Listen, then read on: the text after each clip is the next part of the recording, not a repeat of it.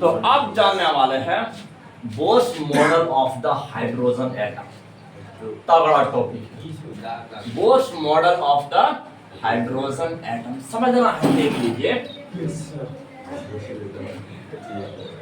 देखिए Bohr's model of the hydrogen atom, Bohr's model of the hydrogen atom. देख लीजिए, तो पहले यह बात बताते हैं कि रदरफोर्ड जो हम लोग को समझाए थे कि न्यूक्लियस होता है जहां कंप्लीट मास होता है और आपका टोटल पॉजिटिव चार्ज वही होता है कि नहीं?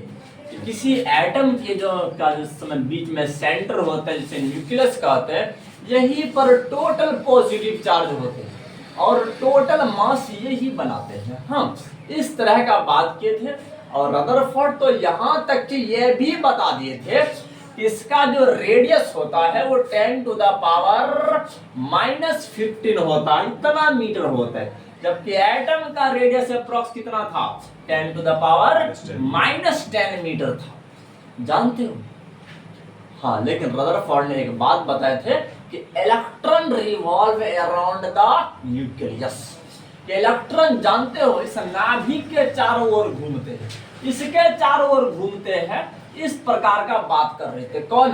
रदरफोर्ड बात किए थे कि जानते हो इलेक्ट्रॉन कहाँ घूमते हैं? न्यूक्लियस के चारों ओर, न्यूक्लियस के चारों ओर घूमते हैं।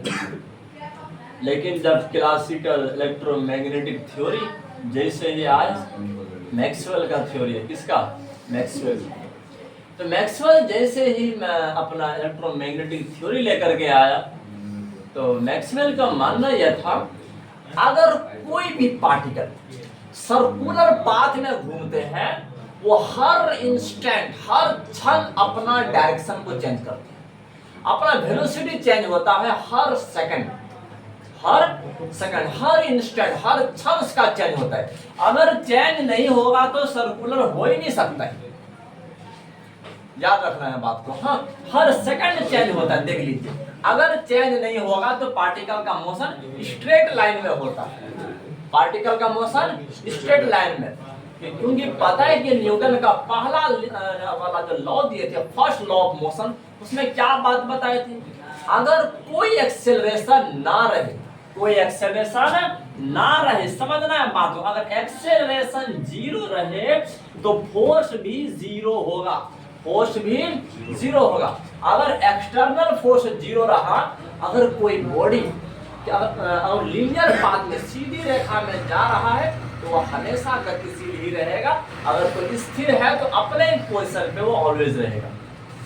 हाँ, लेकिन समझ न्यूटन ने यह तो नहीं बताया था कि गोल गोल चक्कर लगाए।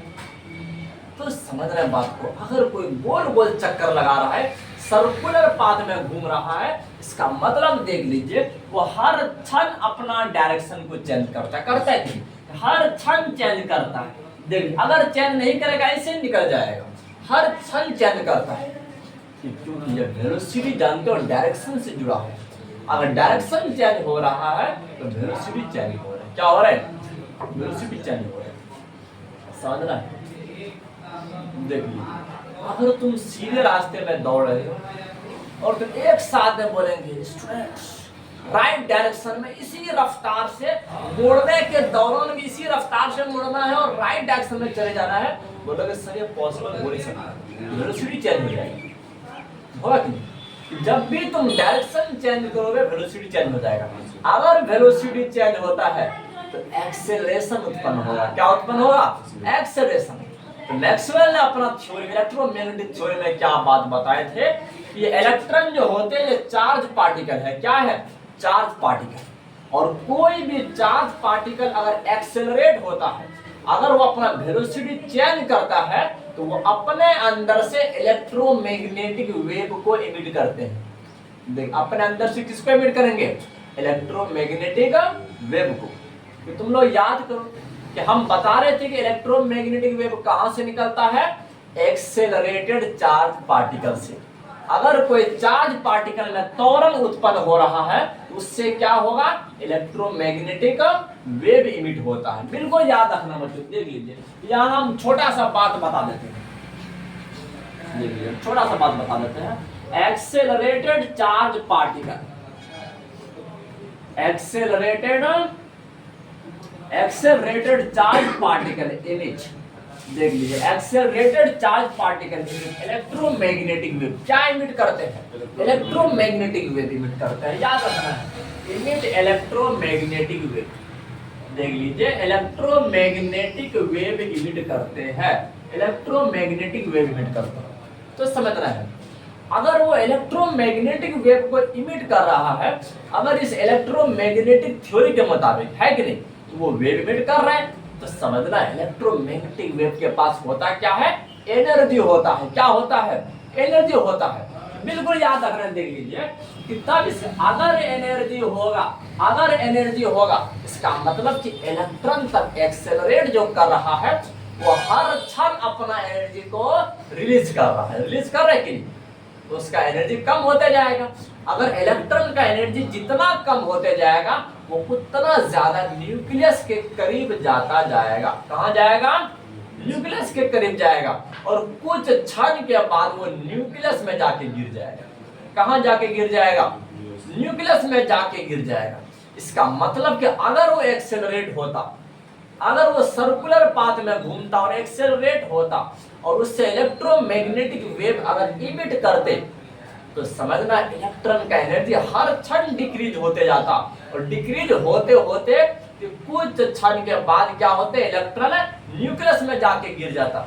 इस प्रकार से एटम क्या होता, अनस्टेबल होता। क्या होता, अनस्टेबल। अरे दुनिया में एटम होता ही नहीं, दुनिया में कोई वस्तु नहीं होता। इसका मतलब दुनिया में तो वस्तु है, दुनिया में तो एटम है, मतलब कुछ तो बात है जो कि रदरफोर्ड एक्सप्लेन नहीं कर पा रही।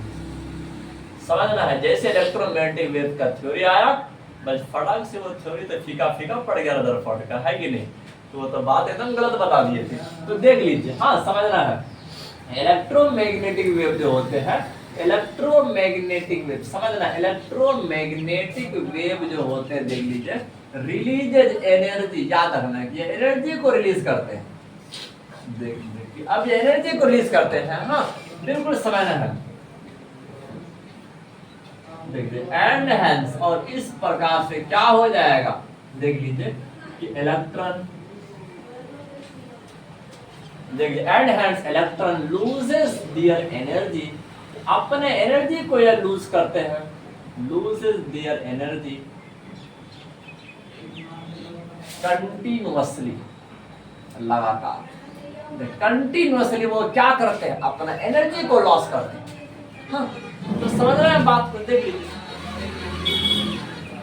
देखिए फाइनली क्या हो जाएगा, फाइनली तो समझना है बात को, फाइनली दे फॉल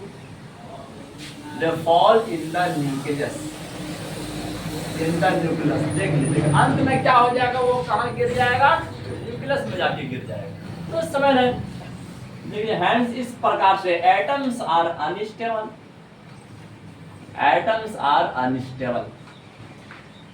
देखिए इस प्रकार से एटम क्या है, अनस्टेबल है। तो समझने कि एटम स्टेबल नहीं है, कि एटम दुनिया में नहीं है। देखिए किसके मुताबिक बता दीजिए, अकॉर्डिंग टू रदरफोर्ड मॉडल।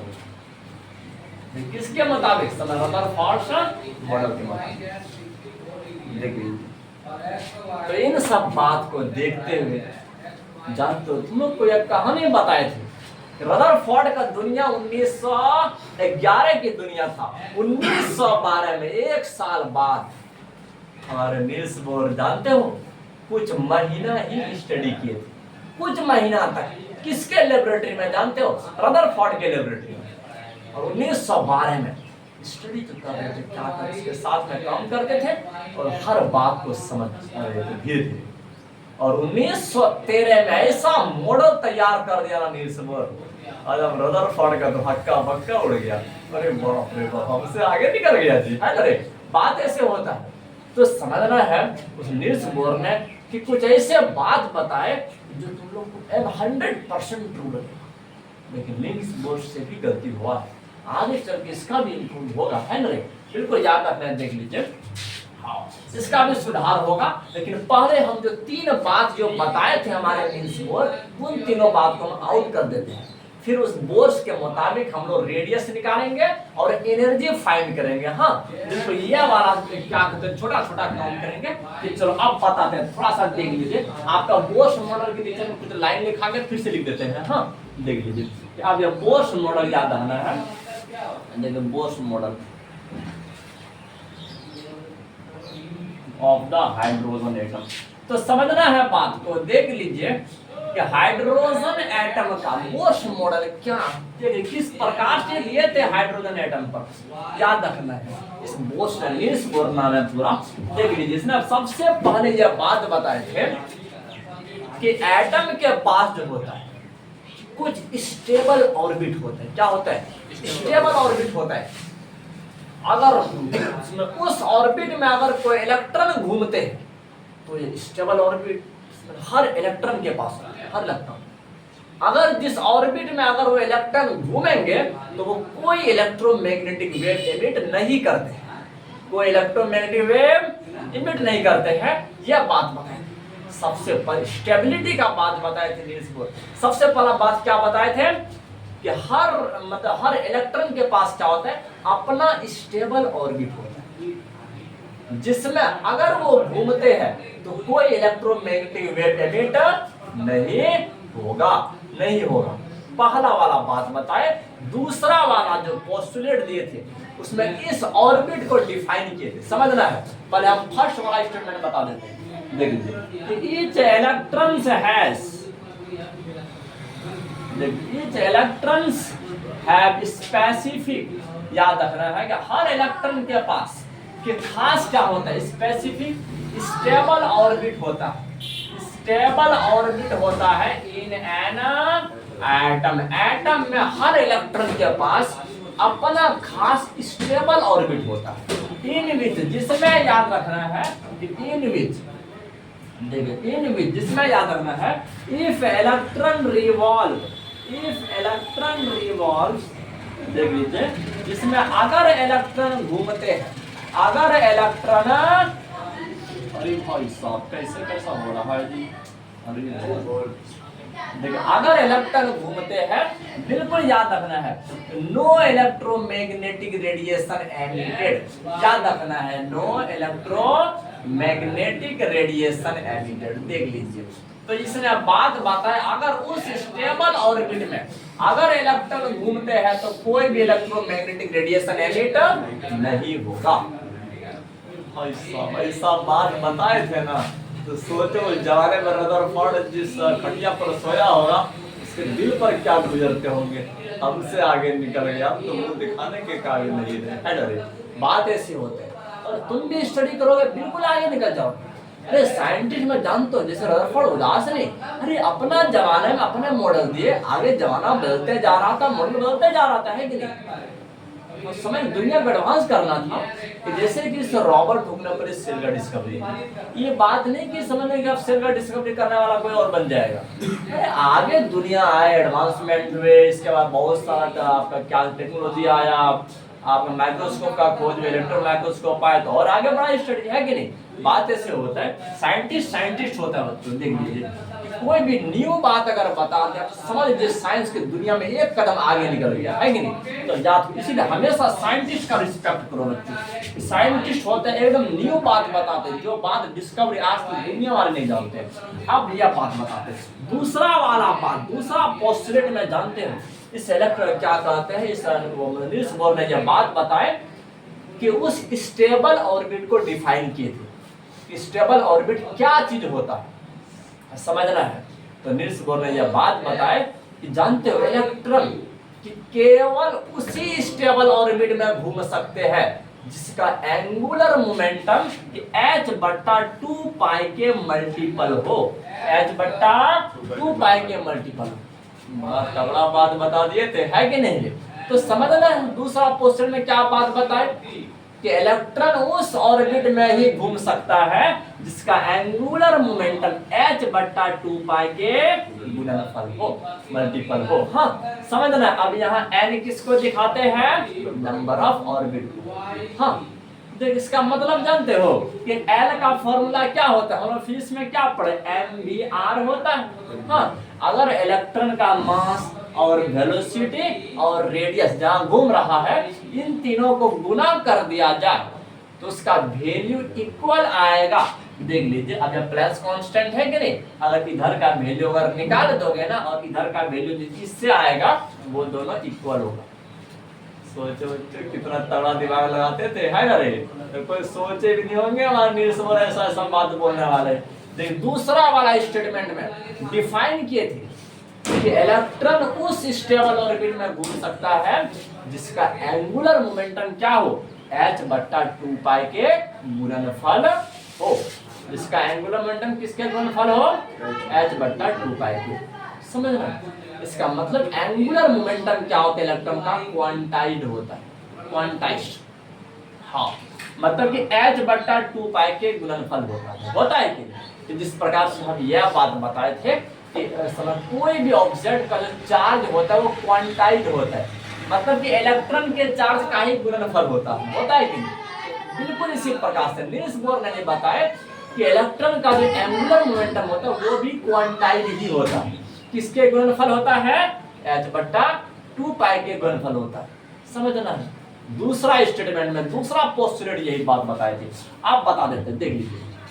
हाँ तो इलेक्ट्रॉन्स कैन रिवॉल्व, याद रखना है बच्चों, इलेक्ट्रॉन्स कैन रिवॉल्व, देख लीजिए, electrons can revolve only in those orbit. देख लीजिए, ओनली इन दोज ऑर्बिट, केवल उन्हीं सब ऑर्बिट में घूम सकते हैं हुज एंगुलर मोमेंटम, देख लीजिए, जिसका, अरे यहाँ खोपड़ी लगाओ रे, whose angular momentum, whose angular momentum is integral multiple of किसके मल्टीपल होना चाहिए? h/2π के, h/2π के। इसका मतलब क्या हुआ? एंगुलर मोमेंटम जो इलेक्ट्रॉन का होता है वो क्वांटाइज्ड होता है। क्या होता है? क्वांटाइज्ड होता है, क्वांटिटी के रूप में गुणनफल होता है, मतलब h/2π के गुणनफल होता है। तो ये सब बात को याद रखना बच्चों। एंगुलर मोमेंटम जो होता है, एंगुलर मोमेंटम जो होता है, देख लीजिए, ऑफ एन इलेक्ट्रॉन का, ऑफ एन इलेक्ट्रॉन का वो क्या होता है? Is quantized. क्या होता है? देख लीजिए, क्वांटाइज्ड होता है, मतलब कि h/2π के गुणनफल होता है। यह बात याद रखना बच्चों। देखिए यहाँ हम लिख देते हैं एंगुलर मोमेंटम जो होता है h/2π, देख लीजिए। हाँ यह बात याद रखना है, इस तरह का होता है, देख लीजिए। हाँ तो वेयर जहां लिख देते हैं, जहां n क्या है? नंबर ऑफ ऑर्बिट को दिखा रहे हैं, नंबर ऑफ ऑर्बिट को दिखा रहे हैं। कौन बच्चों? n। हाँ अब तीसरा स्टेटमेंट बता देते हैं। तीसरा स्टेटमेंट हो जाएगा, देख लीजिए। हाँ तीसरा स्टेटमेंट देखो, देखिए तीसरा स्टेटमेंट क्या बात बताया, समझना है बात। तीसरा स्टेटमेंट क्या बताया जानते हो? हमारे नील्स बोर कहे थे कि इलेक्ट्रॉन ट्रांजिशन भी कर सकते हैं। इलेक्ट्रॉन अपने ऑर्बिट से दूसरे ऑर्बिट में भी, लोअर ऑर्बिट में भी छलांग लगा सकते हैं। अरे कौन सा बात बोल दिया, याद रखना है। कोई भी इलेक्ट्रॉन अपने हायर ऑर्बिट से लोअर ऑर्बिट में छलांग लगा सकते हैं। हाँ लेकिन कैसे? कि फोटोन के रूप में एनर्जी रिलीज करके, इस रूप में फोटोन के रूप में एनर्जी रिलीज करके। अगर कोई इलेक्ट्रॉन अब बाहर एनर्जी को रिलीज कर रहा है तो वो याद रखना है हायर ऑर्बिट से लोअर ऑर्बिट में छलांग मार रहा है। हाँ अब वो कितना एनर्जी समझना रिलीज करता है, याद रखना है। दो ऑर्बिट का एनर्जी का जो डिफरेंस जो भी अंतर रहेगा, अगर मान के चलो देख लीजिए, अगर हमारे जमीन का एनर्जी है, देख लीजिए हमारे जमीन पर जो भी इंसान रहता है ना रे, उसके पास 10 जूल एनर्जी रहता है। और हमारे जो संगमरमर वाला जो छत है इसके ऊपर पे जो रहता है ना उसके पास आपका 11 जूल एनर्जी 11 जूल एनर्जी होता है जो भी रहता है। अगर कोई इंसान जमीन पर आना चाहे तो कितना एनर्जी बाहर निकालना पड़ेगा? अरे हाँ, समय 1 एनर्जी को बाहर निकालना पड़ेगा। अगर वो उसमें 1 जूल एनर्जी को बाहर निकालते हैं तो वो इंसान छत पर नहीं जमीन पर आ जाएंगे, है कि नहीं? बिल्कुल इसी प्रकार से इलेक्ट्रॉन भी करते हैं, अपने हायर ऑर्बिट से लोअर ऑर्बिट में छलांग मारते हैं तो एनर्जी रिलीज करते हैं फोटोन के रूप में। याद रखना है। हाँ, देखिए समझना है इस चीज को बोस ने तीसरा स्टेटमेंट में बताया। किस स्टेटमेंट में?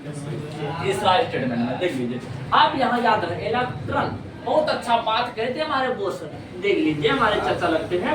इलेक्ट्रॉन्स कैन मेक ट्रांजिशन, देख लीजिए कैन मेक ट्रांजिशन, देखिए ट्रांजिशन भी कर सकते।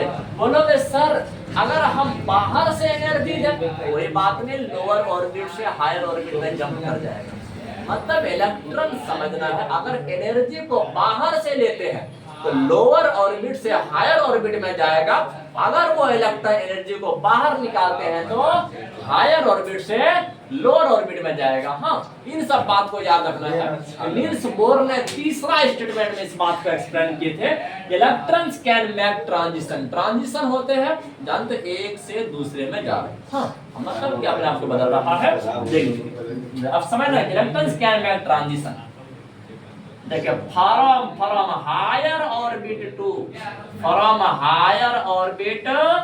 Lower orbit, from higher orbit to lower orbit. समझना है बात को। हायर ऑर्बिट से लोअर ऑर्बिट में जा सकते हैं by releasing energy, by releasing energy. याद रखना है ये सब बात को। By releasing energy in the form of photon, किस रूप में रे? In the form of photon. याद रखना है फोटोन के रूप में एनर्जी को रिलीज करके कि अब वो इलेक्ट्रॉन हायर ऑर्बिट से लोअर ऑर्बिट में जा सकते हैं।